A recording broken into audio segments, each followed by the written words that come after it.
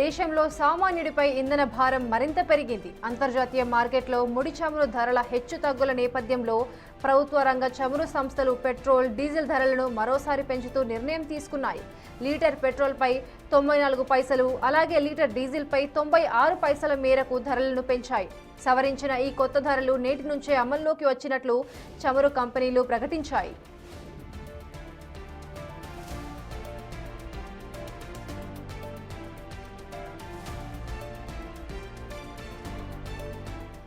గడిచిన కొద్ది రోజుల వ్యవధిలోనే ఇంధన ధరలు పెరగడం ఇది మూడోసారి కావడంతో వాహనదారులు తీవ్ర ఆందోళన వ్యక్తం చేస్తున్నారు. అంతర్జాతీయంగా నెలకొన్న భౌగోళిక రాజకీయ ఉద్రిక్తతలు, రూపాయి విలువ క్షీణత, సరఫరాలో ఏర్పడిన అంతరాయ వల్లే ఈ అదనపు భారాన్ని మోపాల్సి వచ్చిందని చమురు రంగ నిపుణులు పేర్కొంటున్నారు.